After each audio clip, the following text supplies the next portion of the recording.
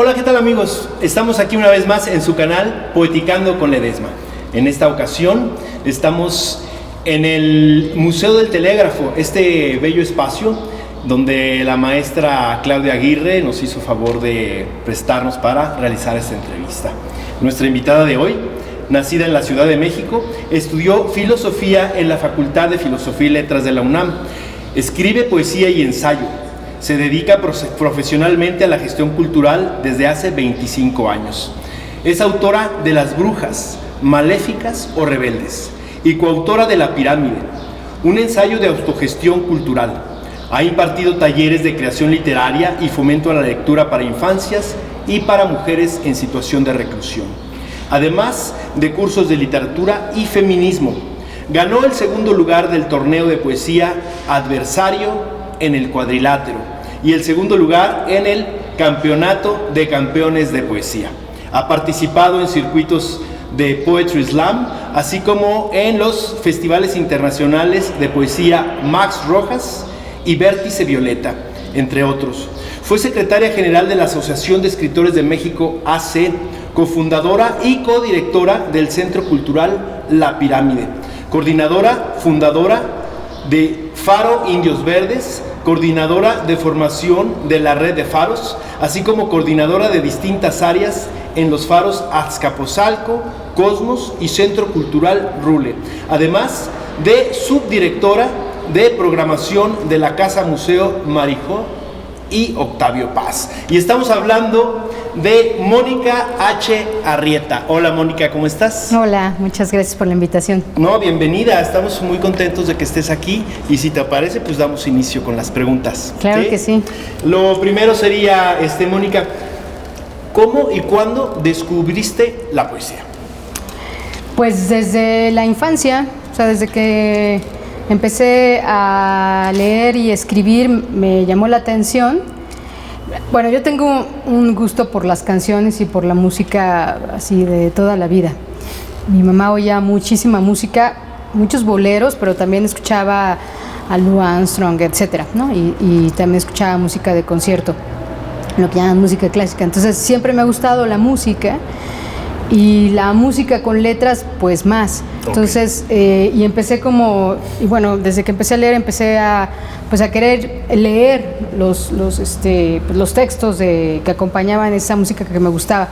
También me gustaba mucho la música disco, ¿no? Sobre todo lo que tenía como Estamos hablando de qué edad, digamos, eso que empezaste a leer, leías libros en tu casa, libros en escuelas, en bibliotecas. En mi casa. En tu casa había libros. Pero sí, mis papás, sobre todo mi papá era un gran lector.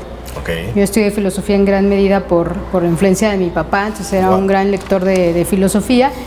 Mi mamá pintaba y había pues cultura en mi casa, pero de las cosas que me llamaban más la atención es que mi mamá tenía unos discos que venían las letras de las canciones y descubrí que las letras de las canciones venían en versos.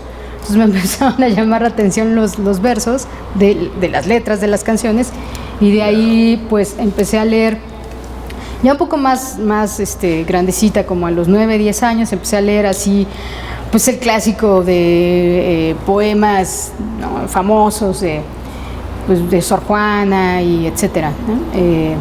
De Ramón López Velar, de Gutiérrez Nájera, etcétera, ¿no? Algunas cosas me parecían muy cursis ya desde la infancia, pero unas me gustaban mucho y Sor Juana me encantaba. Okay. Entonces me aprendí de memoria como a los 10 años las redondillas de Sor Juana y andaba diciéndolas por todos lados. Y empecé a escribir poesía como a los 11 años, 10, 11 años, y bueno, a participar como a cosas de la escuela y tal, y ya en la secundaria pues más de manera más decidida.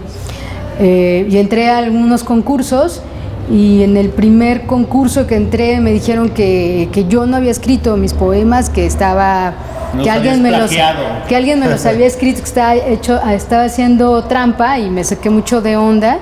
¿Esto era qué? Porque les parecieron como muy buenos o algo así. Pues eso quiero pensar, ¿no? Pero, o sea, no me creyeron. Pues. Pero no fue agradable, pues, la experiencia. No, porque pues no creían que yo que estuviera presentando esos poemas. Además eran unos poemas súper clásicos, ¿no? Los temas eran súper clásicos. Era así un poema al amor, un poema a la madre y un poema a la patria. O sea, pues claro que era como de una niña, ¿no? Entonces, pero no me creyeron. Entonces ya al siguiente concurso, pues al siguiente año no quise participar justo por ese tema. Y en tercer año de secundaria no nos quedaba de otra más que participar, era obligatorio, ¿no?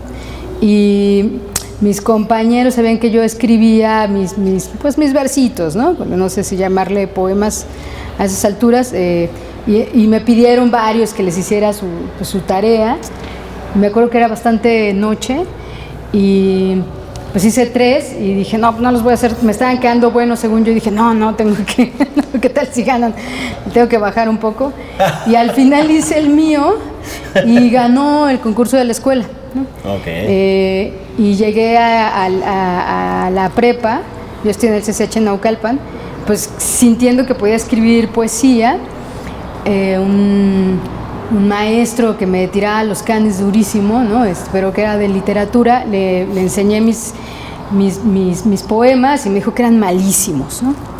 Y pero no me dijo por qué, ¿no? Okay. O sea, no me dijo, pues mira, o sea, no me dijo nada sobre la musicalidad, ni de las imágenes, ni si la métrica, que si las metáforas, que si nada, ¿no? Que si había figuras retóricas o no figuras retóricas. Era parte de su despecho, ¿no? Yo creo que sí, la verdad, ya así a distancia. Simplemente me dijo que eran muy malos, que no me dedicara a escribir poemas porque la verdad estaba bien chafa, ¿no?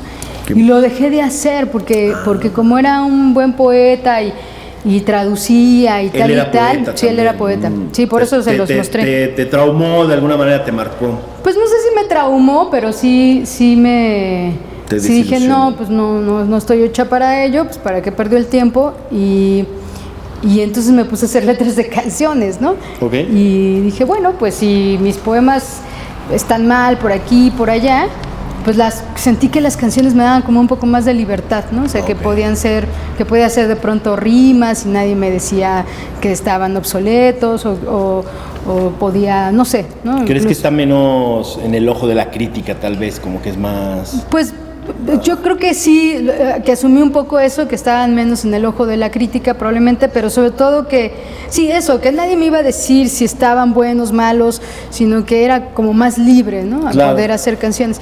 Y entonces dejé de escribir muchos años poesía y me puse a hacer letras de canciones. Okay. Y después regresé, pero muchos años, como 20 años o 30 años después, más como 30 años después. ¿Tu formación como filosofía y letras, filosofía, ha influido en tu escritura como poeta? Bueno, más bien, pues bueno, en filosofía escribes muchísimos ensayos, sí, ¿no? Así es como pasas las materias, excepto lógica y tal.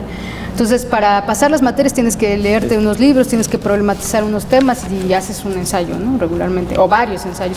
Entonces, lo que empecé a escribir más y fue lo primero que publiqué fueron ensayos. Ensayos, ¿no? Más vinculados a tu carrera. Ajá, a antropología filosófica, que era de las cosas que más me gustaban, y mitología comparada, que hay quien diría que no es muy filosófico, pero entré por la vía de la filosofía de la religión y me daba clases el Sacros. Okay. Y un poco conocí la mitología comparada y me fascinó, ¿no? Y todo lo que tiene que ver con mitos, ritos, el mundo sobre todo diosas y arquetipos femeninos y tal. Entonces me empecé a clavar, sí, antiguas, ¿no? En su mayoría, no todas, pero entonces me empecé a clavar más en ello y sobre eso fue lo que empecé a escribir más y a publicar. Entonces escribí más filosofía, ensayo, y es lo que me siento más que siento que tengo como más tablas, ¿no? Al escribir ensayo. Y en realidad regresé a la poesía hace poco, o sea, dejé pasar como 30 años, pero se me había hecho un oído con el tema, pues, de la musicalidad. Los poemas tienen musicalidad, sí, claro, ¿no? Sí, totalmente. Incluso los que son en prosa, digamos, ¿no? Si carecen de musicalidad, pues como que algo les falla, porque la poesía ha roto mucho, ¿no? Durante muchos, pues ya siglos, ¿no? Milenios, en algunos casos la poesía ha roto mucho, pero digamos que la musicalidad y las imágenes es algo que permanece aún con todas las rupturas de las vanguardias. Claro. Entonces se me hizo un oído a partir de la música. Entonces cuando me dijo, no, pues entra a un concurso, pues ¿qué pierdes? Así yo dije, bueno, pues órale, a ver, voy, ¿no? No es cierto, un amigo mío que hace poesía más bien como clásica, por así decirlo, entonces está más clavado en la recuperación de las formas clásicas, ¿no? Del soneto y de las, no sé, los romances y los madrigales y no sé qué, no sé cuánto, los alejandrinos y tal. Empezó a dar un taller y me dijo, pues entra. Y dije, no, yo no escribo poesía, la verdad, yo canciones. Me dijo, pues entra, o sea, al final la poesía nació cantada y tal, y entonces me metí y empecé a escribir como sonetos y décimas y alejandrinos y tal, y resulta que tenía como cierta facilidad con los poemas, sobre todo medidos, porque al final las canciones están medidas, o sea, claro, los versos de las canciones están medidas, si no, pues no entran en la melodía, ¿no? Se siente. Y también pues hay un tema con los acentos, etcétera y tal. Entonces me salían ahí con cierta fluidez y regresé a la poesía por la vía de las formas clásicas. Ya después empecé a hacer otras cosas diferentes, ¿no? Pero sí me clavé un rato haciendo sonetos. Por eso, me enviaste algunos sonetos. Sí, te envié algunos sonetos y tengo también pues silvas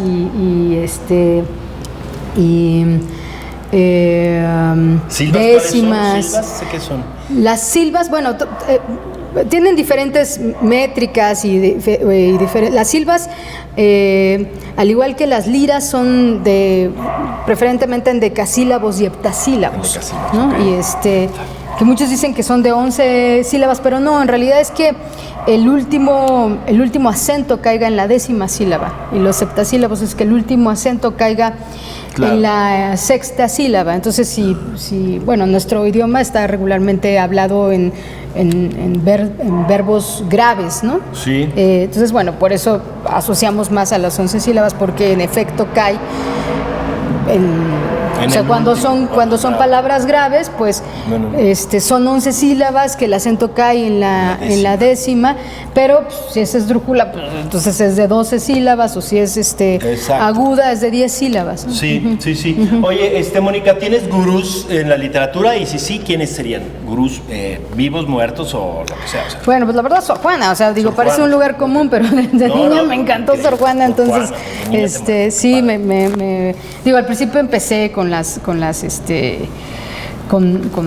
redondillas que todo el mundo conoce, y además fue como mi primer vínculo o mi primer contacto con el feminismo o con el protofeminismo, por así decirlo.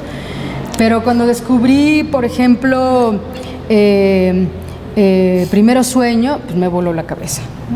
O sea, fue así una cosa, y fue algo que estudiaba, ¿no? Que fue porque es un poema complejo, ¿no? Con muchísimas significaciones y tal, etcétera. También, bueno, cuando descubrí, porque yo fui activista un buen rato en mi vida de la izquierda, bueno, sigo siendo de izquierda, entonces cuando descubrí, por ejemplo, a Roque Dalton o a Miguel Hernández, sobre todo a Miguel Hernández, eran poemas que me conmovían muy profundamente, ¿no? También, pues otras, bueno, Elsa Cross me gusta también mucho, porque además de que fue mi maestra, me gusta de manera importante. Mucho tiempo estuve muy clavada en los beatniks. Me gustaba particularmente una poeta que es poco conocida, que se llama Dayandi Prima. Me encantaba, eso era como en la prepa, que escribía puras cosas como muy malditas y así, muy trenebundas. Me gustaba mucho Baudelaire, Rimbaud, por supuesto, Verlaine, y Gregory Corso, bueno, ellos ya de los beatniks, ¿no? Allen Ginsberg, etcétera. Hubo un tiempo que me latía como así la densidad. Poetas malditos, los beatniks, etcétera, pero fue como una temporada, ¿no? Justo pues en la prepa, ¿no? Y en la prepa y un cacho de la universidad, poco en realidad. Pero luego fui descubriendo pues más poesía Rumi, etcétera, o poesía mística, que fue así como increíble, ¿no? En realidad me gustan muchos poetas y mujeres poetas también. Bueno, Enriqueta Ochoa me gusta, bueno, Gioconda Belli, no sé, ¿no? De las poetas actuales me gusta, por ejemplo, mucho Hortensia Carrasco. Bueno, al rato va a venir, por ejemplo,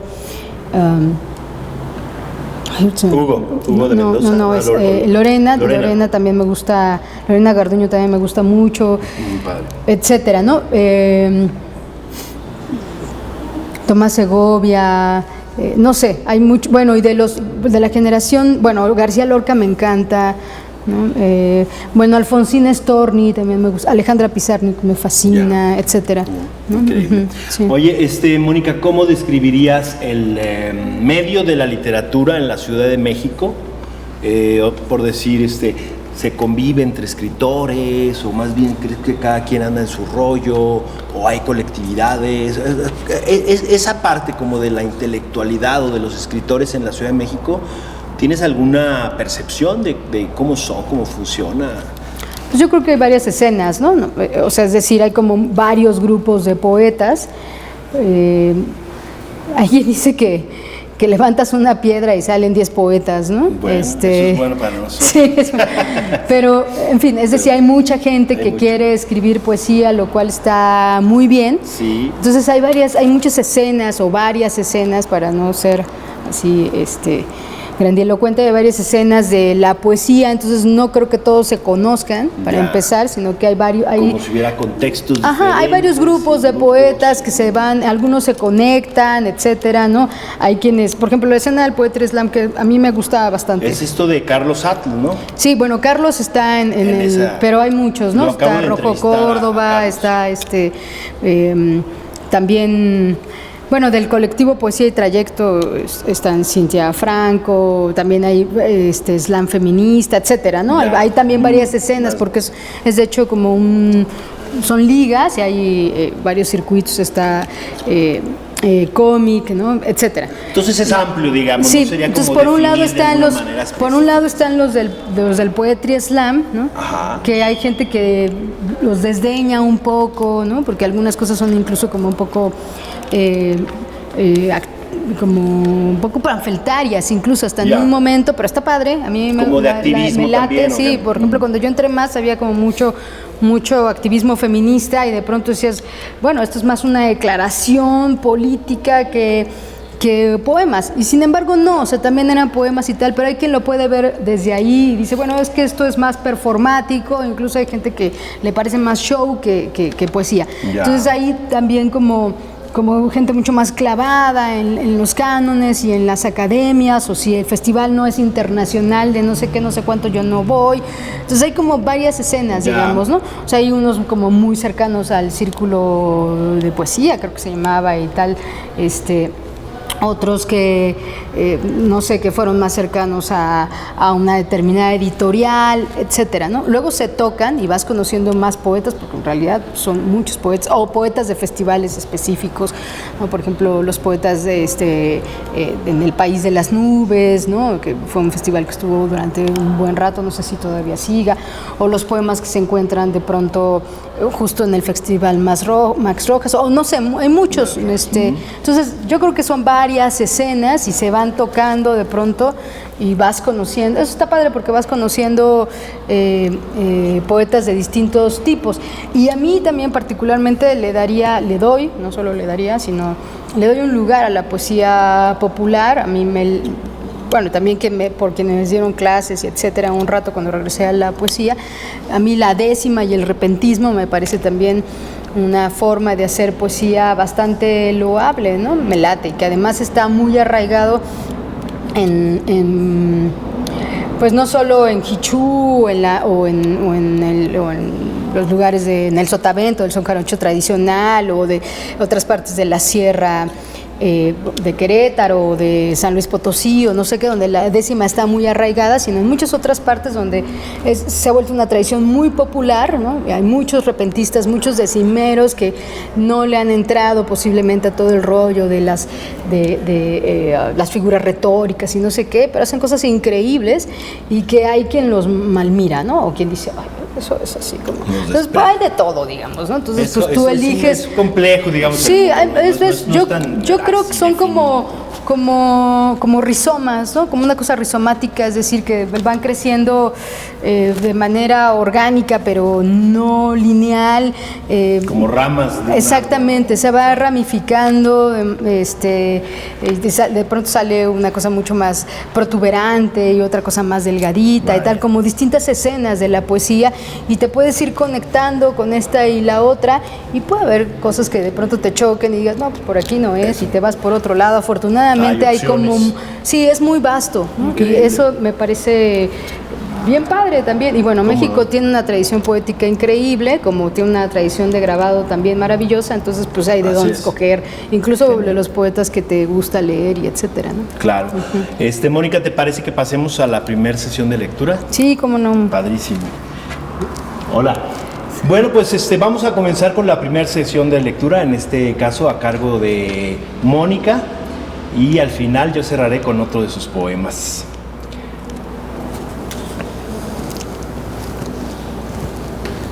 Perdón, pero yo ya uso mucho más el celular para estas Adelante, cosas. adelante.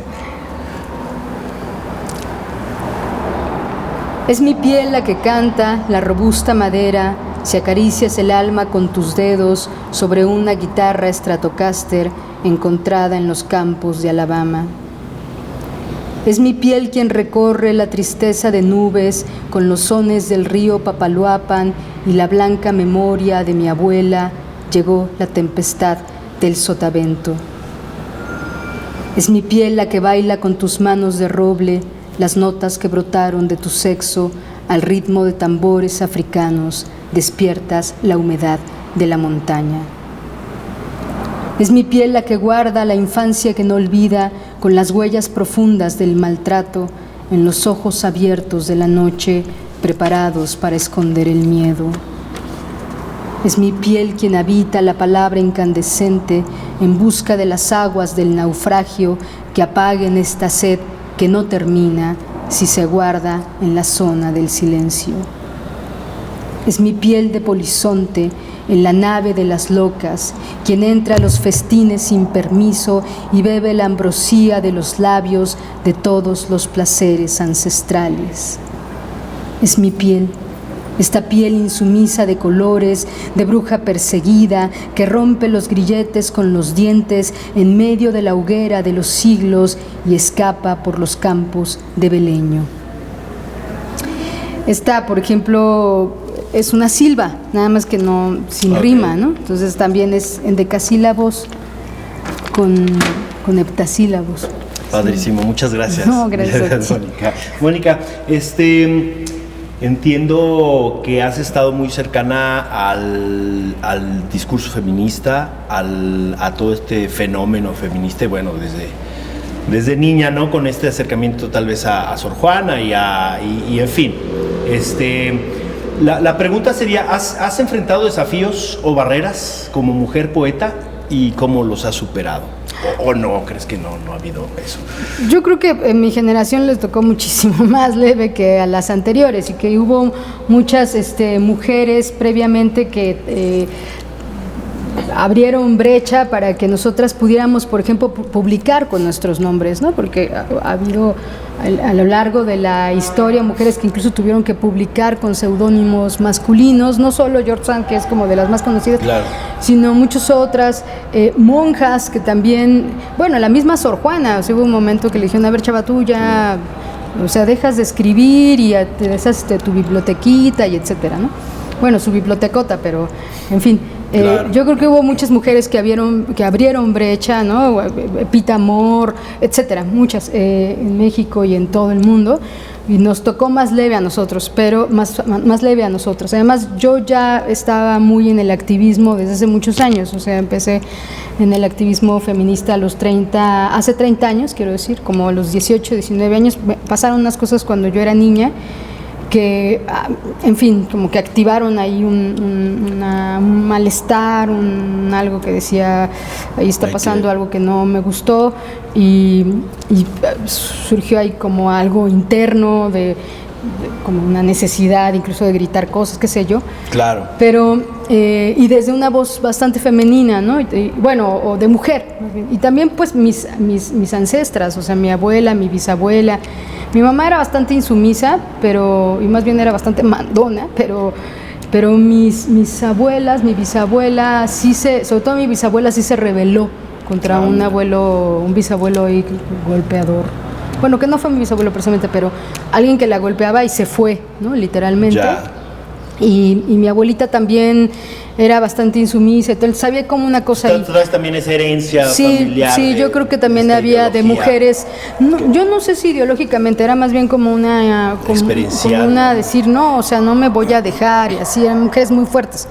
Y una de ellas de Tlacotalpan, bueno, no de ellas, sino mi bisabuela y mi abuela de Tlacotalpan, Veracruz, también tengo un vínculo, es importante, por eso también me gusta la décima mucho. Pero esto que te conté de este maestro que era un muy buen poeta y me dijo, no, tú no la armas a los 19 años, 18 años, no, 17, 18 años, no, deja de escribir porque no es lo tuyo. Pues yo creo que fue el mayor impedimento, y ahora visto a distancia, pues igual sí podía haber una onda de que pues yo no quise con él, ¿no? Y que fue una forma, no lo sé, a lo mejor sí eran muy malas las cosas que estaba escribiendo en ese momento, pero no me dijo por qué, o sea, solo me dijo, está muy chafa, ya no escribas, ¿no? Era más tal vez una cosa visceral de él que algo técnico. No lo sé, pero visto a distancia pudo haber sido. Sin embargo, esta onda del feminismo me llevó, por ejemplo, a colaborar con varias antologías, que yo no era la titular y presenté el proyecto, pero sí colaboré con antologías que recuperaban mujeres poetas de Hispanoamérica en general de 5 siglos, digamos. Entonces me ayudó a estar en contacto con, pues como a los 26, 27 años, aún cuando yo no estaba escribiendo poesía, con poesía realizada por mujeres, y eso fue bien padre. Okay. De muchas no me acuerdo ya de ellas, pero pues se quedó eso, ¿no? Porque también participé en la selección, entonces tuve que entrarle a la búsqueda, a leerlas a ellas y decir, este poema está más padre por esto, porque era temático, ¿no? Ya, ok. Moni, ¿tienes algunos recursos poéticos favoritos a los que recurras con frecuencia? ¿Y cuáles son? Si es que... Pues antes le entraba mucho al endecasílabo, me gusta, ¿no? Como suena, ¿no? O sea, a mí el tema de la sonoridad, la musicalidad en la poesía me parece muy importante. Sí, y también pues que haya figuras retóricas, ¿no? O sea, que digo, sí, hay poesía en prosa que me gusta, ¿no? O poesía que es más francamente pues así, discursiva, incluso descriptiva y tal, que de pronto dices, no te vi ni una imagen, ¿no? Pero que está bien padre también, ¿no? Pero a mí particularmente sí me gusta el tema de las figuras retóricas, de la musicalidad y tal. Y entonces el metro sí me late.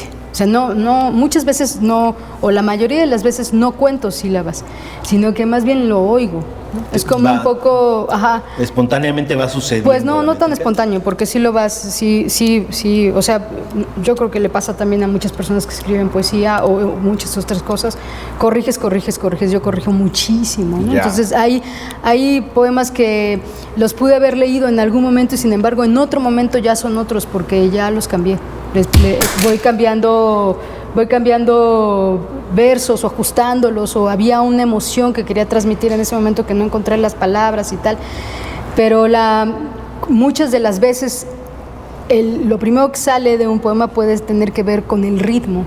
Entonces la primera vez que tuve como cierto apego a los endecasílabos en algún momento. Los octasílabos me gustan porque son muy del habla, de la poesía popular. Si hay quien dice que hablamos en octosílabos, no lo sé, pero hay quien dice que hablamos en octosílabos, ¿no? Desde sí, la música popular. La música popular son muchos octosílabos, ¿no? Sí. Pero también hay muchos endecasílabos, etcétera. Incluso hay este viaje ahí medio raro la diferencia entre poesía mayor y poesía, claro, ¿no? Que, en fin, a mí la verdad es que no me meto en esos viajes, pero a partir del endecasílabo se supone que para algunos es poesía mayor. Pues ya, no sé si le llaman precisamente mayor, se me fue el término, pero en fin, pero sí, en algún momento los endecasílabos me gustaron mucho. Luego me gustó mucho como la sonoridad entre endecasílabos y octosílabos, mezclando, y heptasílabos, como las silbas, como las liras. Luego me gustó mucho. Un rato estuve con la onda entre octosílabos y heptasílabos, luego, etcétera, ¿no? He probado ahorita ahí tengo un acercamiento a los haikus, y eso me está costando más trabajo y por lo tanto me gusta. También tienen una medida en sílabas, ¿no? Bueno, sí. en la traducción que se hace al sí, español. Hay discusión también de que sí tiene que ser 5-7-5, ¿no? Que ahí parece ser que es más como... Porque también dices, bueno, estamos hablando de los acentos, estamos hablando del número de sílabas, ¿no? En fin, hay una discusión, porque quien dice que igual no es tan importante que sean precisamente 5 o 7, que pueden ser 6 o que por pronto puedes cambiar. Lo interesante es, igual que otras formas poéticas, es esta poesía que es no solo breve, ¿no? Sino que captura los instantes que pueden tener que ver con la contemplación, esta onda del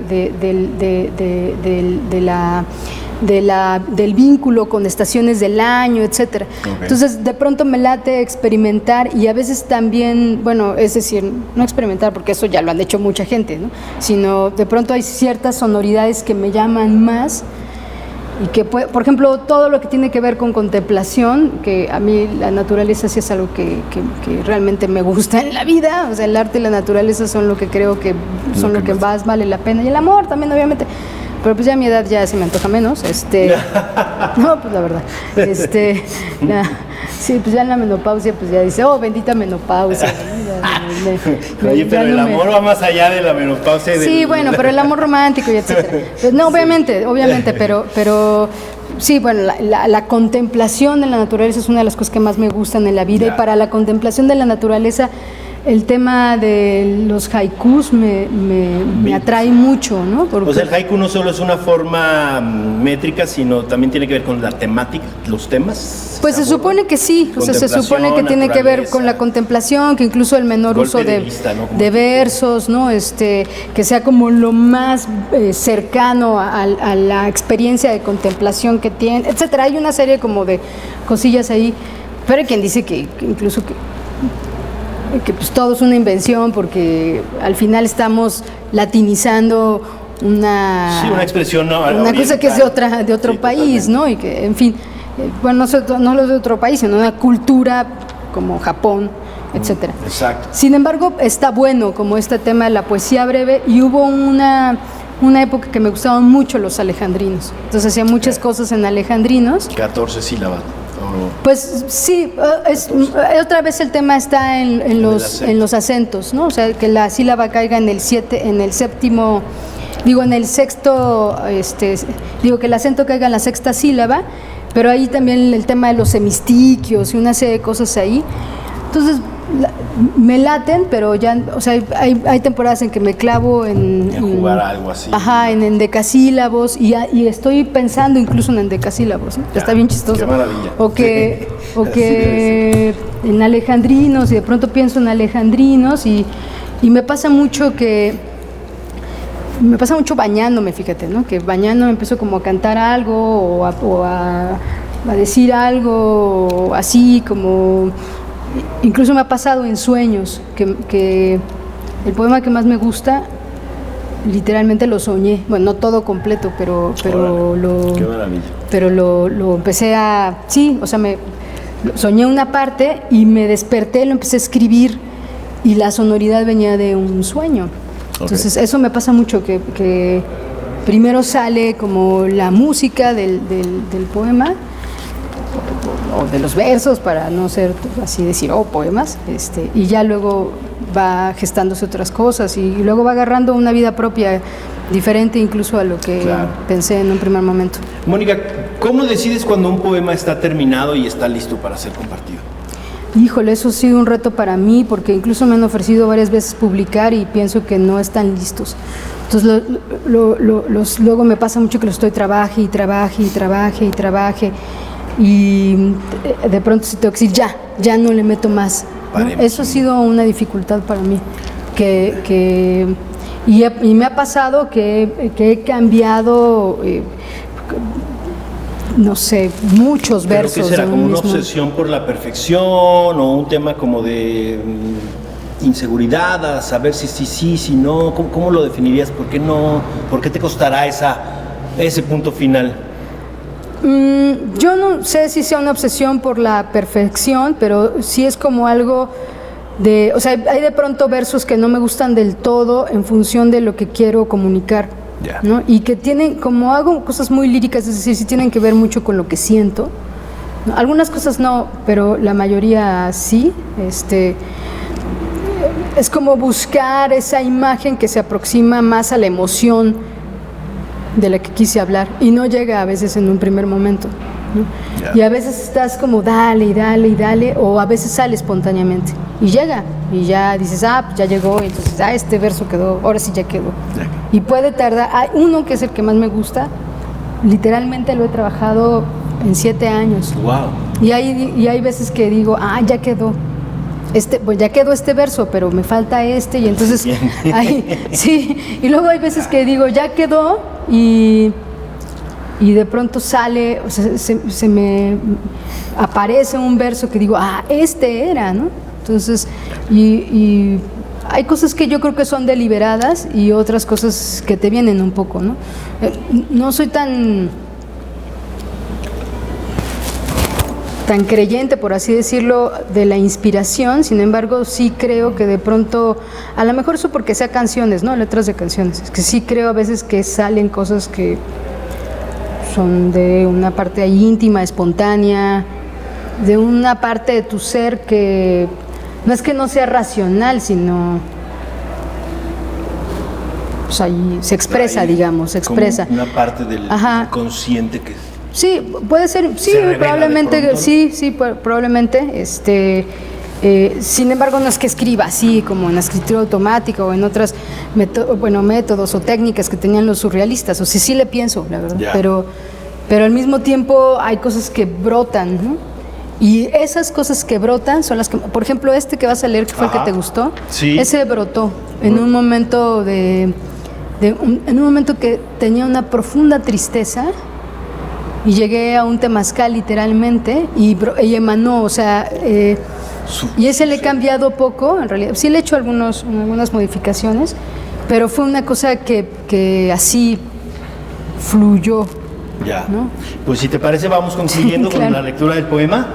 Este es un poema de Mónica, se llama Ofrenda, y dice así: con estas heridas que mi voz respira, canto los versos de las ninfas y elevo una oración para las diosas en la tarde de un domingo triste.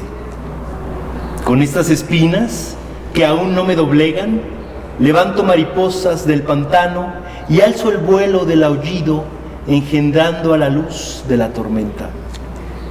Con estas manos que tocaron el fuego, impulso la ruta de los días sobre la misma cuerda floja que no logra derribarme. Estoy de pie, sigo de pie. En medio de la ráfaga encontré la palabra en el corazón del temazcal. La melodía sagrada me condujo a tu misterio telúrico. Me quedo en la puerta de tu templo, madre, de todas las semillas y las flores, madre.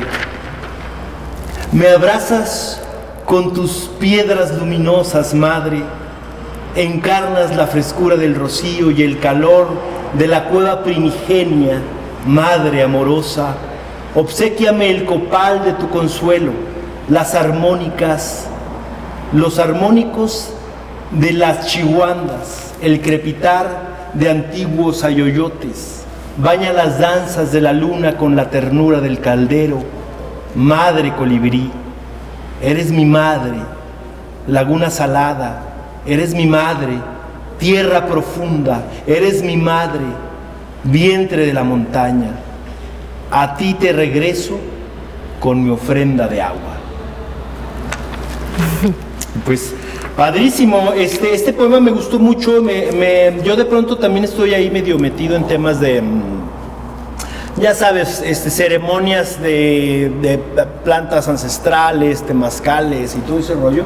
Y sí me refirió muchísimo a toda esta sensación, ¿no? Mucho la relación con los animales, la naturaleza, el colibrí, ¿no?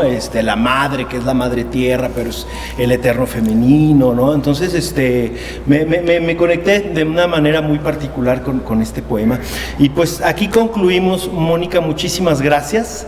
Siempre a mis invitados les digo que ojalá haya una segunda oportunidad de platicar, porque pues la obra sigue evolucionando, los poetas, los artistas siguen teniendo ahí sus revoluciones internas, y entonces es bonito ver lo que va pasando a lo largo del tiempo con cada uno de ustedes. Muchísimas gracias. Pues gracias a ti, gracias al staff, gracias también a los compañeros que andan por acá, pues un gustazo. Gracias. Pues este fue un episodio más de Poeticando con Ledesma. Recomiéndenos, suscríbanse al canal y muchas gracias.